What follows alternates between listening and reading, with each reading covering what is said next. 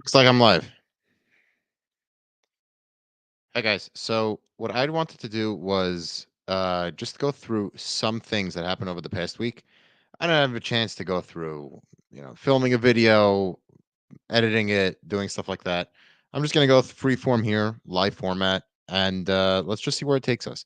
So over the past week, a president got shot, another nominated, while another withdrew. And all of that is a play on Trump got shot, Vice President Harris got nominated, while Biden withdrew. Let's start last week. When I said that, okay, so there are these things in life where people remember where they are. It's so momentous that they won't forget the weather of that day, the way they felt, the temperature in the room. Maybe because it's 9 days ago, I'm thinking that it's not one of those moments. Frankly speaking, maybe it's still solidifying in my mind. Maybe it's still solidifying in everyone's mind. And it's just it didn't hit that kind of nerve for me, at least not yet. It might. Um, when I heard of the reaction, I actually disappeared just because of the nature of what I do. I'm here, right? Um, and I just had to. I actually hopped on a two-way call. More on that later with Mark Halpern, and I said to myself, I need the most reliable data as soon as possible. Notably, I didn't tune into CNN, MSNBC, or what we would call the mainstream media. I actually went directly to X. I know I follow reputable reporters with particular standards, journalistic standards, and all of us on that two-way call were able to collaborate based on whatever we were finding, based on reputable sources and reporting. So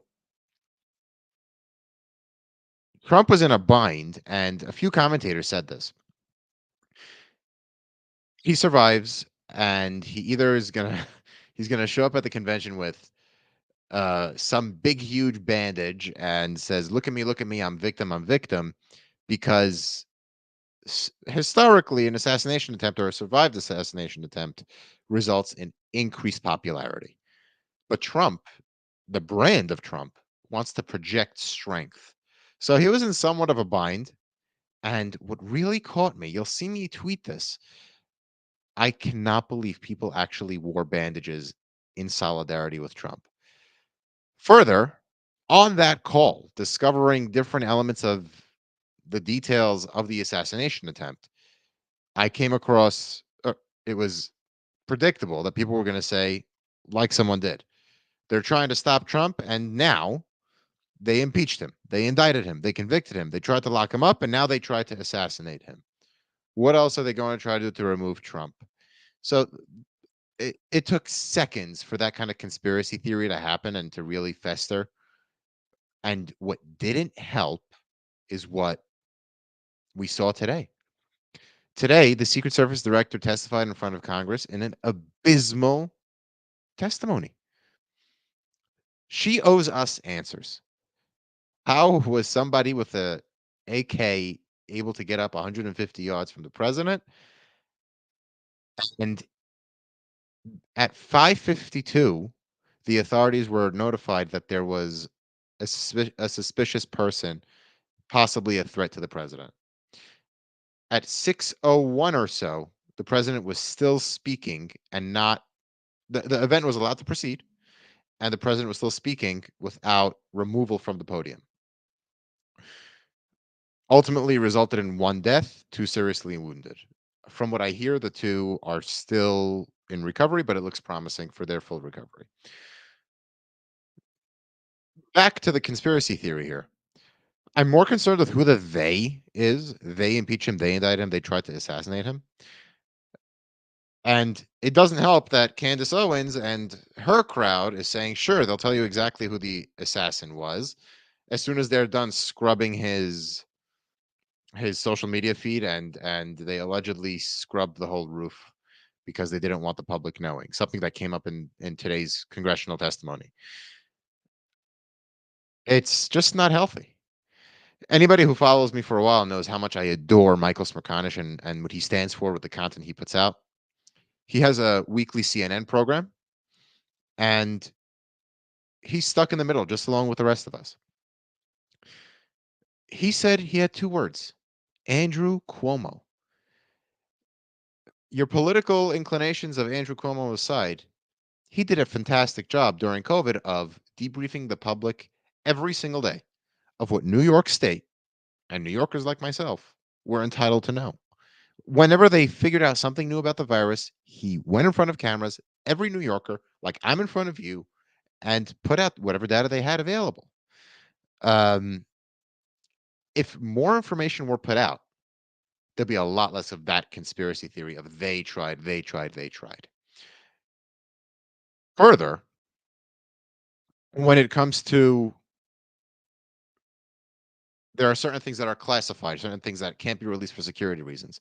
The freaking timeline that I gave you of 552.601, that was leaked from a confidential or from a classified hearing. Everything is going to get leaked. There's no such thing as classified anymore these days. I mean, look at where they found the documents on both presidents' homes. At the underlying source of this, I wouldn't be surprised if the reason the assassination attempt made it as far as it did was to was because of different federal agencies or probably even federal versus local agents wanting credit or authority to puff their chest and say, "Hey, look, I'm in charge here. You have to listen to me," and that kind of stuff. That's something that you just see around in government. If you guys go ahead and subscribe to my newsletter, you will see in tonight's edition of the newsletter is a great breakdown of of minute by minute, really, where the shooter was, where Secret Service was, where different notifications played in. Note that this was actually published a couple days ago, so some developments might have happened a couple days ago. Also, if you're watching this after Monday, July 22nd at 5:57 Eastern, whichever newsletter you get, you can always access previous versions. Just scroll to the bottom, you'll see a link directly to that. Um, that's really all I had to say about the assassination attempt. Uh, I'll add one more thing. This Trump guy is so lucky. I mean, the Georgia case, she ends up sleeping with the chief prosecutor. The He gets an assassination attempt. The day after the assassin, or 2 days after the assassination attempt, he gets a dismissal based on what I think is a stretch of a constitutional ruling in Florida when in the documents case, nonetheless, when the judge said that the appointment of the special prosecutor was unconstitutional. I mean, I hardly agree with that. No, I don't agree with that finding. Do I think they're politically prosecuting him just because of political reasons? Yes. Do I think they're making a mockery out of the justice system? Yes. Do I think that Jack Smith was appointed unconstitutionally? No. You look at Article 2 of the Constitution, it says any of the officers of the branches of government that are confirmed by the Senate can actually appoint subsidiary officers with the act of Congress. Last I checked, there was Ken Starr and the Special Prosecutor Act that was passed in the late 90s. Under that act, I think all the constitutional boxes were checked, but it's probably going to work its way up through the appeal system. You have the Supreme Court on your side here. So, and not to mention, Justice Clarence Thomas already showed his hand saying he's for it. Fast forward, you have the Republican National Convention, which I was in touch with reporters throughout the conference, and the tone there was somber. It wasn't combative. It wasn't make America great again, raise your fists, pound your chest. It was, wow, we almost lost our future former president. What I also kept in mind was what Fareed Zakaria said about in April. He released his book, Age of Revolutions, and he said on a panel, and I quote, "The Republican Party had no platform for the first time in its history. The platform was one paragraph that said, whatever Donald Trump says is the Republican Party platform. It did not invite a single Republican president, former president, a single past president, presidential nominee, but there were in prime time 5 speaking slots saved for the Trump family. So there's something there's something pretty bizarre that has happened to the Republican Party. I saw that. It was Trump family member after Trump family member after Trump family member. And I didn't like it because the Republican Party or any American party, American politics should be about how you challenge one's ideas, a platform, include nuance and diversity. I mean, I was on a call with Megan McCain where she said, "Never Trump Republicans or are these dying breed of Republicans. They shouldn't be." I asked Mark Halper and myself, "Do you think the takeover of the Republican Party is complete?" Because President Bush is not there. Um, no for like he said, Mitt Romney's not there. No former nominee. Nothing. It is Trump, Trump, Trump. Now, did Trump do it breaking any rules? Sure, no. But it shows that the decline of nuance and the tolerance of nuance is widespread in the Republican Party. I mean, what else is new? All of us in the center with no ideological home against the extremes. This is where we find ourselves. That's not a surprise. The Republican Party just became less of a home. Lastly, Biden withdraws from the race. I went back and forth on this, saying he will, he won't. He was pretty defiant, but I didn't like the way that it was done, and I think a lot of critical thinkers like yourself would agree with me. When Nancy Pelosi last week said, "Well, time is running short. He should be making his decision." Yada yada. It was, I mean, very calculated. When in the beginning of the year, when there was the whole Kevin McCarthy speaker debacle, before he was elected to his first speakership, she said in her speakership she would never let a vote go to the floor without her securing and whipping the prerequisite amount of votes that any vote would need to pass. You ask me, that's how a professional really does it. Somebody who's a seasoned, well acquainted politician with what they have to do. But when it comes to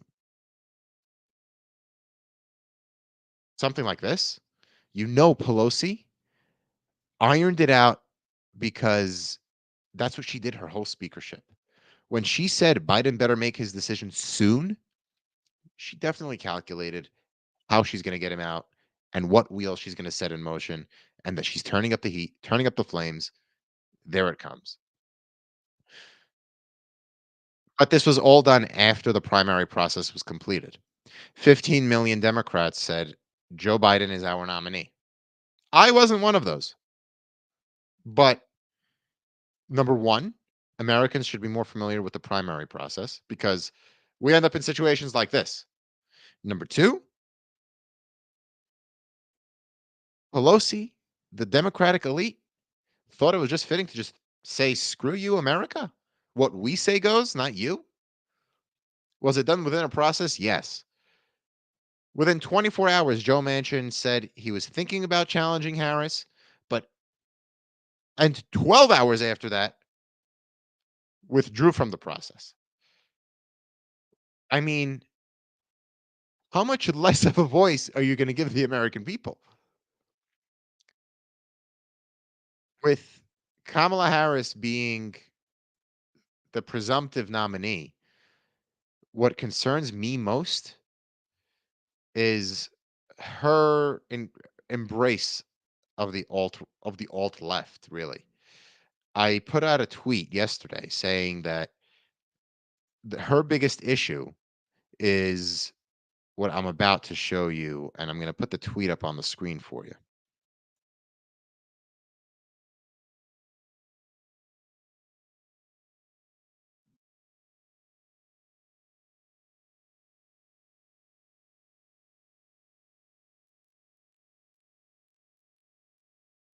And there you have it.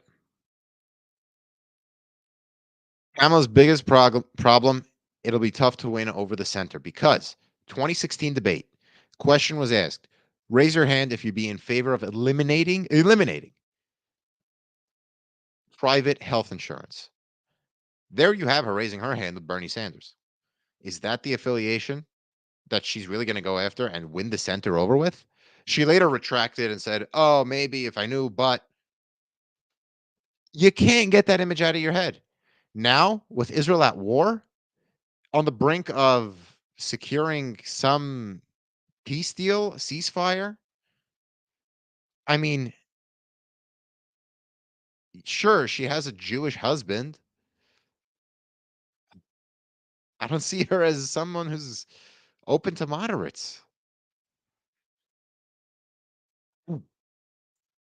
Let me know what you guys think. I'm like, yeah,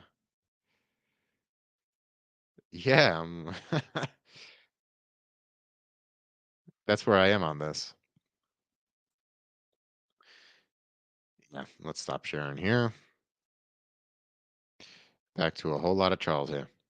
All right. And then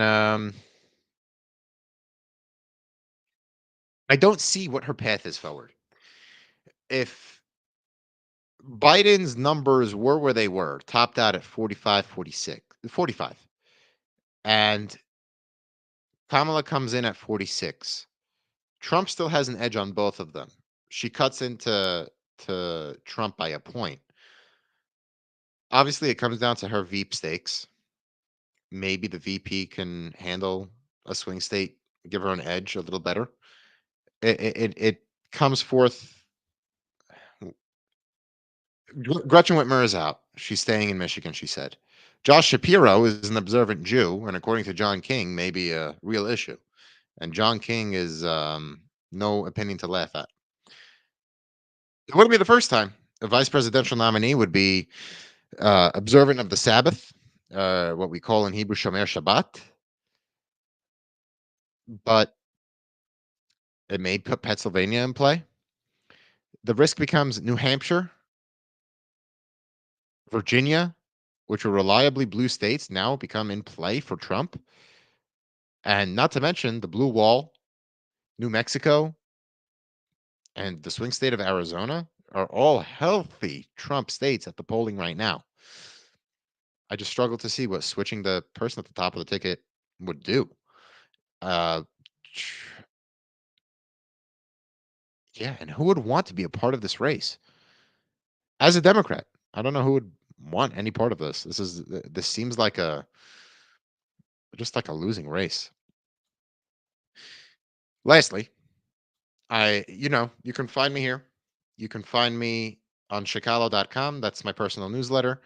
For I'll visit your inbox with some sort of insight, usually every week. And I'm like I say, I'm not married to any ideological side. I like nuance and independence. More than that, I like interaction with you guys.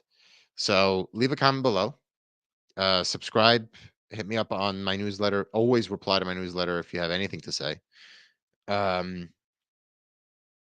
that's me. I plan on doing a lot more of these lives soon.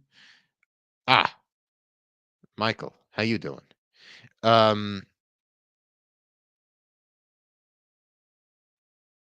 Lastly, there's Mark Halpern on Two Way. He's releasing a platform where traditionally people get news by tuning into mainstream media or following some sort of YouTube channel, but he's trying to append that. If you scroll along my feed, you'll see a lot of references to my featuring on Two Way. He reports the news and then he interacts with his audience to really get any comment or reaction. Um, so it's not always you can talk back to Tucker Carlson or Rachel Maddow or Caitlin Collins. You can actually talk back to the reporter who's who's with you. You can challenge their point of view. You can challenge others' point of view, but it's only for the sophisticated and nuanced minded. You can't. It's not your place to go make America great again time after time. That's That's the breakdown. So that's me.